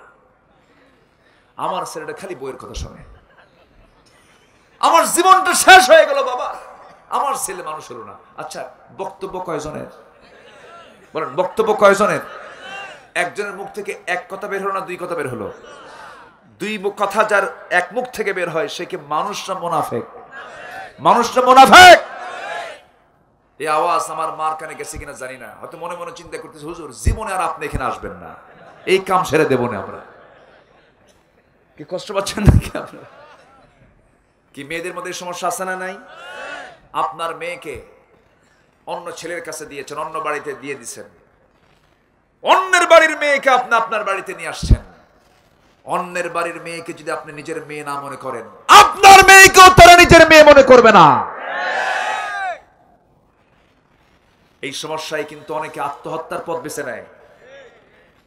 গার্জিয়ানদের, মূল মুরব্বীদের অদক্ষতার কারণে, অযোগ্যতার কারণে অনেক পরিবার তছনছ হয়ে যায়। আছে না নাই? আছে। মুরব্বী যারা আছেন একটু সতর্ক থাকবেন। আল্লাহ তুমি মাদেরকে কবুল করো, জোরে বলি আমিন। মেয়েরা মার্কেটে যায়, মার্কেটেও যায়, হালুয়া, হ্যাঁ শুধু মেয়েদের ধাক্কা, ও মেয়েরাই বেশি না, ঠিক আছে সমস্যা নেই, মেয়েরা মার্কেটে বেশি যায়। স্বামীকে ধমক দিয়ে বলে তুমি কি মার্কেট বুঝো, বলে না এরকম, বলে না, বলে তো এখন বলে তুমি মার্কেট বোঝো কিছু? আমার দাদিদের মুখে কি এই কথা ছিল না? তুমি কি মার্কেট বুঝো? কেন 800 টাকার শাড়ি তুমি নিয়ে আসছো 1500 টাকা দিয়া, এটা তোমার কোনো কথা হলো? তুমি সংসার তো তছনছ করে দিবা। এক ধমক মাইরা কাইট করে ফেলে দিয়ে বলে থাকো, নতুন শাড়ি কালেকশনে আসছে, মার্কেটে নতুন শাড়ি এসেছে, আমি না গেলে এটা পাবো না, চলে গেলাম। স্বামী বলে 1.5 বছরের বাচ্চা, এটা থুয়া তুমি যাবা কেমনে? ওর কি দুধ খাওয়াতে হবে না? ফিডার বানায় দিচ্ছি, তুমি কোলে নাও, তুমি দুধ খাওয়াও। এরকম স্বামীও কিছু আছে না নাই? শীত হয়ে পড়ে থাকে।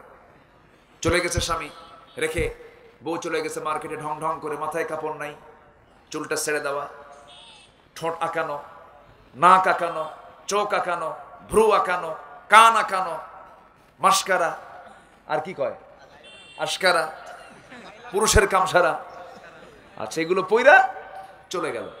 চলে যাওয়ার পর দোকানদারের সামনে গিয়ে আস্তে করে ঠ্যাঙের উপরে ঠ্যাং একখান বসায় দিয়ে আস্তে করে বসে দোকানদারকে লক্ষ্য করে বলে ভাইয়া, আসে না এরকম, আসে না নাই? এমন সুন্দর করে বলে ভাইয়া একটা শাড়ি দেখানো যাবে কি? মানে এত সুন্দর মাখরাজ সিফাত, বুঝলেন? মনে হয় যে বাংলা ভাষা এর চাইতে আর সুন্দর করে কেউ বলতে পারে না। দোকানদার এই ভাষা শুনে একদম অস্থির। দোকানদার তাড়াতাড়ি শাড়ি বের করে নিজের গায়ে লটকা দিয়ে বলে আপা, এই শাড়ি কিন্তু আপনাকে দারুণ মানাবে। ওটা আরেক বদমাইশ, আছে না নাই? এই চিত্রগুলো আমরা দেখতে চাই না। এই চিত্র মুসলিম পরিবারের চিত্র নয়। দামাদামি পুরুষের সঙ্গে পুরুষ করবে, মহিলার সঙ্গে মহিলা দামাদামি করবে, পুরুষের সঙ্গে মহিলা দামাদামি করার কোনো প্রয়োজন নাই, ঠিক কিনা? যদি দামাদামি করতে হয় নিক্কন সুরে কথা বলা যাবে না। ওয়াকুলনা কাওলাম মারুফা, তুমি ন্যায়সঙ্গত কথা বলো। সূরা নূরের ভিতরে আল্লাহ তাআলা এগুলো বলে দিয়েছেন, সুন্দর করে তুমি কথা বলো, ন্যায়সঙ্গত কথা বলো। পরপুরুষ তোমাকে বলছে তুমি নারী, তোমাকে হয়তো বলছে তুমি কেমন আছো, ভালো আছি, কি কথা বোঝা গেল? এমন ধমক মারবেন যেন বুঝতে পারে যে এটা 14 গোষ্ঠী গরম। কথা বোঝেন নাই? আপনি কেমন আছেন? আমি খুব ভালো, আপনি কেমন আছেন? ওর লক্ষণ ভালো, ওর লক্ষণ ভালো, ভালো না। মেয়েদের কথার সুর হবে পরপুরুষের সঙ্গে নরম না গরম, নরম মেজাজ না গরম মেজাজ। ইভেন রাসূল বলেছেন মুখের মধ্যে নখ ঢুকায় কথা বলো, তোমার কথার বিকৃতি যেন হয়ে যায়, সৌন্দর্য যেন না থাকে, কর্কশ ভাষায় কথা বলো। ওয়াকুলনা কাওলাম মারুফা, মেয়েদের কথার মধ্যেও আকর্ষণ আছে না নাই? আসতে বলবেন না, আছে না নাই? এখন তো মোবাইল মাশাআল্লাহ আছে, মোবাইল তো মাশাআল্লাহ। এখন একটা কথা জেনে রাখবেন, অপরিপক্ক কোনো ছেলের হাতে মোবাইল দেওয়া মানে পাশে একটা যুবতী মেয়েকে বসায় রাখা। অপরিপক্ক কোনো মেয়ের হাতে মোবাইল দেওয়া মানে প্রাপ্তবয়স্ক কোনো যুবক ছেলেকে তার পাশে বসায় রাখা। আমার কথা বোঝা গেল? পরিবারের যারা আছেন, আজকে তো ওয়াস্ত পরিবার নিয়েই, এগুলো খেয়াল করার চেষ্টা করবেন। আল্লাহ তুমি সবাইকে বোঝার তৌফিক দিয়ে দাও, জোরে বলি আমিন। সম্মানিত ভাইয়েরা, সূরা হুজরাতের কয়টা হুকুম শিখলাম আজকে আমরা, বলেন তো কয়টা? আর 3 কালো আমরা শিখলাম আজকে। লোকমানের নামটা শুনেছি, লোকমান কালো ছিলেন। লোকমানের কিছু গুণ ছিল, নাম্বার 9টা গুণ তার ছিল পার্সোনালি। 1 নম্বর গুণ হলো তার চোখটা তিনি কখনো সামনের দিকে সচরাচর দেখতেন না, তিনি নিম্নগামী রাখতেন। সুবহানাল্লাহ বলেন।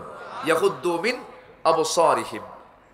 নাম্বার 2 হলো মুখটা বন্ধ রাখতেন, অপ্রয়োজনীয় কোনো মুখ খুলতেন না। কিছু কিছু লোক আছে না, বাসাল খালি কথা কয়, আছে না? আছে এরকম কিছু লোক আছে না, ঘন ঘন কথা বলে না। ইমানদারের কথা হবে ঘন না পাতলা, এবং যে কথাটা হবে মূল্যহীন না মূল্যবান, মূল্যবান কথা হবে। আচ্ছা, লোকমান এই কাজগুলো করতেন। নাম্বার 3 হলো হালাল জীবিকা, হালাল জীবিকায় তিনি সন্তুষ্টি অর্জন করতেন। নাম্বার 4 হলো লজ্জাস্থানকে সংরক্ষণ করতেন। নাম্বার 5 সত্যকলায় অটল ছিলেন। নাম্বার 6 হলো অঙ্গীকার ঠিক রাখতেন। নাম্বার 7 হলো মেহমানকে সম্মান করতেন। মেহমান বাড়িতে আসলে, মেহমান হয়ে আসলে আমরা কি বলবো? নাউজুবিল্লাহ। কি বলবো? আরো জোরে, আরো জোরে। মেহমানকে দেখে অনেকে বিরক্ত হয়, এমন পাবলিক আছে না নাই? আসতে বলবেন না, আছে না নাই?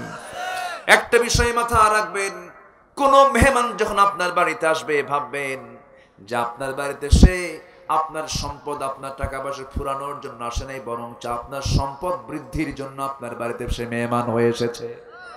বড়ই গাছের ডাল কাটলে বড়ের ফলন কমে না বাড়ে? মেহমান হলো বড়ই গাছের ডালের মতো। সুবহানাল্লাহ বলেন। মেহমানকে বেশি আপ্যায়ন করবেন, মেহমানকে খাওয়াবেন, মেহমানকে খেদমত করবেন, মেহমানকে সম্মান করবেন, আপনার মর্যাদা আল্লাহ রাব্বুল আলামিন বাড়ায় দিবেন, রুজিতে বরকত দিয়ে দিবেন। ছোট্ট একটা কথা মনে পড়ে গেল আমার, মুসলমানদের এই ঐতিহ্যগুলো লালন করা দরকার। আমার নবীজি সাহাবায়ে কেরামকে নিয়ে একদিন ওয়াজ করছিলেন। নবীজি প্রত্যেক রাত্রে দূরের মেহমানদেরকে সবার বাড়িতে বাড়িতে মেহমানগুলোকে ভাগ করে দিতেন তাদের খেদমত করার জন্য। একদিন তালহা নামে একজন সাহাবী 3 মাস হলে তার বাড়িতে বাজার নাই। কয় মাস? 3 মাস হলে বাজারে নাই। স্ত্রী একদিন বলছেন, আমার স্বামী গো 3 মাস যাবৎ বাজারে নাই, আপনার কাছ থেকে দিনে দিনে কিছু পয়সা জমায় কিছু টাকা জমা করেছি, আজকে যাবেন তৃপ্তি ভরে বাজার করবেন, তৃপ্তি ভরে আজকে আমরা সন্তানদেরকে নিয়ে খাবো। টাকা নিয়ে বের হলেন, ব্যাগ নিয়ে বের হলেন। আজান হলো, আজান আগে না নামাজ আগে না বাজার আগে? বলেন বলেন বলেন বলেন। আজান আগে, নামাজ আগে না বাজার আগে? নামাজ আগে। নামাজটা পড়তে বের হলেন। নবীজি ইমাম, নামাজ পড়া শেষ করে আমার নবীজি বয়ান শুরু করলেন। বাজারের সময় চলে গেল, এশার নামাজ হয়ে গেল। আমার নবীজি এশার নামাজের পর 4 জন 5 জন করে মেহমান ভাগ করে সবার সাহাবীদের বাড়ি বাড়ি পৌঁছায় দিলেন। একজন বাদ থাকলো। রাসূল বলছেন, তালহা মেহমান নিয়ে যাও বাড়িতে, বাজারই নাই। কয় মাস? 3 মাস। কিচ্ছু বললেন না। মেহমানকে নিয়ে তিনি রওনা করলেন বাড়ির দিকে। দরজায় কোরআন আনলেন। বউকে বললেন, বউ এই যে বাজারের ব্যাগ ফাঁকা, মেহমান নিয়ে আসছি। এরকম কাণ্ড যদি আমার বাড়ির বউয়ের সঙ্গে হয়, কোন কি যে কপালে আছে আল্লাহই জানে। ঠিক কিনা? এগুলো কথা কি পরিবারের কথা নয়? আমার মা, আপনি শুনছেন কিনা জানি না, আমার মায়েরা, আমার বন্ধুগণ, সংসার সুখের হয় কার গুণে বলেন? রমণের গুণে। কথাগুলো মনীষীদের মুখ থেকে যদিও বের হয়েছে, কথাগুলো অযৌক্তিক নয়, যৌক্তিক কথা।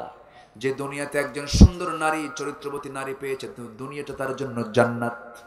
জোরে বলে সুবহানাল্লাহ। সেটা কি পর্দাহীন না পর্দাশীলা? পর্দাশীলা মেয়ে দরকার। লিপস্টিক না লিপস্টিক ছাড়া? লিপস্টিক ছাড়া হতে হবে। মাথা ঢাকা হতে হবে, পা ঢাকা হতে হবে, মাথা থেকে পা পর্যন্ত স্বভাবত মস্তক ঢাকা হতে হবে। আসল পর্দা থাকতে হবে। 14 জন পুরুষ যারা কারোর সঙ্গে দেখা করা যাবে, এটা হচ্ছে আসল পর্দা। বোরকা পরলে পর্দা হয় না। 14 জন পুরুষকে যে মোহরেম মনে করে বাকি পুরুষের সঙ্গে যে দেখা করবে না, সেটা হচ্ছে আসল পর্দাশীলা। আল্লাহ কবুল করুন। জোরে বলি আমিন। এই সাহাবী ব্যাগটা ফাঁকা হাতের মধ্যে দিয়া মেহমানকে ঘরের মধ্যে দিয়ে দিলেন। বউ বলছেন, আমার স্বামী আপনি কি চিন্তা করেন, কি চিন্তা করছেন? আপনি মেহমান এসেছে, বরকত আসা শুরু হয়ে গেছে। জোরে কোন সুবহানাল্লাহ। এবার বললেন, আমার স্বামী আপনি মেহমানকে বসায় দেন। কিছুক্ষণ চুপ মেরে বসে সূরা ইখলাস, সূরা ফাতিহা গুলো পড়ে সামনের দিকে স্বামীকে তাকায় বলছেন, স্বামী গো, ওই যে দেখা যায় একটা তুষের বস্তা, তুষ পর্যন্ত তুষের বস্তা, তুষের বস্তাটা আপনি আমাকে নিচে নামায় দেন। নিচে নামায় দেওয়া হলো। সেই তুষটা চালনীতি চালতে চালতে কিছু জব বের হলো, যেটা খুদ বলে, কিছু জব বের হলো। সেই জবগুলোকে আটা পিষে পিষে এটাকে খামির বানায়া পানিতে ভিজায়া মোটে 2টা রুটি হয়ে গেল। সেই রুটিটা বানায়া নিয়া স্বামীকে ডাক দিয়ে বলছেন, স্বামী এই যে 2টা রুটি আপনাকে দিলাম, মেহমানকে খাওয়াবেন। ঘরের মধ্যে দিয়া দেরি করবেন না, তাড়াতাড়ি বের হয়ে আসবেন, কারণ বসে থাকলে আপনাকে একটা রুটি খেতেই হবে। চুপ করে বসে থাকো তো যাবে না। আপনি মেহমানের খেদমতের জন্য তাড়াহুড়ো করে মেহমানকে 2টা রুটি দিয়ে ঘর থেকে বের হয়ে আসবেন। আমার ঘরে আসলে সঙ্গে সঙ্গে লাইট বন্ধ করে বুঝাবো আমরা খেয়ে নিয়েছি, কিন্তু আমরা তো খাই নাই। গোটা রাত অভুক্ত থেকে মেহমানকে এতটুকু চেষ্টা করে আপ্যায়ন করে তারা শুয়ে পড়লেন।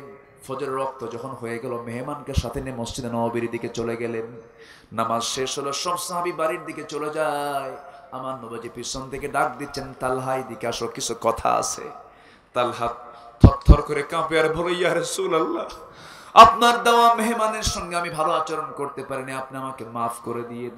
রাসূল বলছেন, ও তালহা তুমি কি বলো, গত রাত্রে তোমার বউ এবং তুমি যে কাজটা করেছো গোটা জীবনের শ্রেষ্ঠ আমল গতকালকে তোমাদের হয়ে গেছে। সুবহানাল্লাহ। আমার ভাইয়েরা, এই সমস্ত গুণগুলো আমরা অর্জন করার চেষ্টা করব। নাম্বার 8 লোকমান বলেন, লোকমানের ভিতরে 9টা গুণ ছিল। তিনি বলেন তার আচরণ ছিল তিনি প্রতিবেশীর সঙ্গে সুন্দর আচরণ করছেন। প্রতিবেশীর সঙ্গে সুন্দর আচরণ করার দরকার আছে না নাই? প্রতিবেশীর হক আদায় করা উচিত। রাসূল বলেছেন, আমার উম্মতের যদি কষ্ট না হতো প্রতিবেশীকে সম্পত্তির ওয়ারিস বানায় দিতাম, সম্পত্তির ওয়ারিস বানায় দিতাম। নাম্বার 9 হলো অপ্রয়োজনীয় কথা কাজ লোকমান জীবনে কখনো করেন নাই।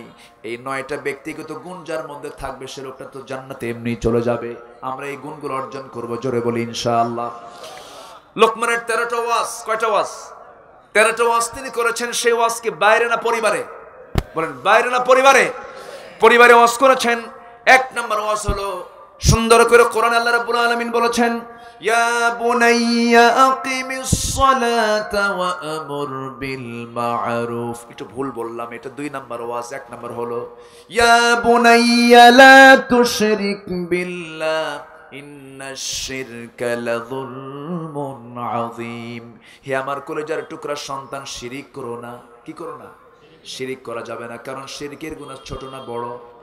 ছোট না বড়? ক্ষমার যোগ্য না ক্ষমার অযোগ্য? ক্ষমার অযোগ্য গুনাহ। এই গুনাহ আল্লাহ কখনো মাফ করবেন না। আমার কলিজার টুকরা সন্তান, শিরিক করো না। যে বান্দারা দুনিয়ার আইনকে বিশ্বাস করে আল্লাহর আইন অমান্য করে তারাই মুশরিক। ঠিক কি না? এই সমস্ত মুশরিক আমার দেশে আছে না নাই? আছে। নাম্বার 2 হলো পিতামাতার সেবা করা, পিতামাতার সেবা করা, তাদের শুকর আদায় করা। নাম্বার 3 হলো বাবা মা যদি ইসলাম বিরোধী হয়ে যায়, সে বাপ মা যদি আপনাকে ইসলামের বিরুদ্ধে যেতে বলে, শোনা যাবে নাকি? সেই সময় কিন্তু শোনা যাবে না। এরপরে নাম্বার 5 হলো সন্তানকে আল্লাহর বরত্ব প্রকাশ করা। নাম্বার 6 হলো নামাজ কায়েমের কথা বলা। নাম্বার 7 হলো সৎ কাজের আদেশ দেওয়া। নাম্বার 8 হলো অসৎ কাজের বাধা দেওয়া। নাম্বার 9 হলো বিপদে ধৈর্য ধারণ করা। 10 নম্বর হলো অহংকার বেশে চলাফেরা না করা। নাম্বার 11 হলো দম্ভ ভরে না চলাফেরা করা। নাম্বার 12 হলো চলাফেরার মধ্যম পথ অবলম্বন করা। নাম্বার 13 হলো কণ্ঠস্বর কখনো উঁচু না করে কণ্ঠস্বরটাকে নিচু করে সুন্দর করে বিনয়ী কথা বলা। এত সুন্দর ওয়াজ যদি পরিবারে হতো, সমাজটা জান্নাতের টুকরা হয়ে যেত। জোরে বলি সুবহানাল্লাহ। কয় কালো? বলেন কয় কালো? একজন কালোর কথা বলেছে। আর কয়জন কালো আছে? আরেকজন হচ্ছেন আমার নবীজির প্রিয় সাহাবী, ওই যে মক্কা বিজয়ের সময় পাশে দাঁড়ায় ছিলেন। কে? বলেন কে? বেলাল। কালো ছিলেন, ঠোঁট মোটা, দাঁত ফাঁকা, চুল শক্ত শক্ত, কিন্তু বেলাল এত পছন্দের গোলাম হলেন আল্লাহ। আমার রাসূল হলেন ইমাম, বেলাল হলেন মুয়াজ্জিন। জোরে বলে সুবহানাল্লাহ। কণ্ঠে সুরও ছিল না। কণ্ঠে কি ছিল না? সুরও ছিল না, কিন্তু তার আযান আর শাজিম পর্যন্ত পৌঁছে গেছে। জোরে বলে সুবহানাল্লাহ। রূপ দিয়া না তাকওয়া দিয়া? তাকওয়া দিয়া। আল্লাহ তুমি আমাদেরকে এই সমস্ত গুণে গুণান্বিত হওয়ার তৌফিক দিয়া দাও। জোরে বলি আমিন। আরো জোরে আমিন।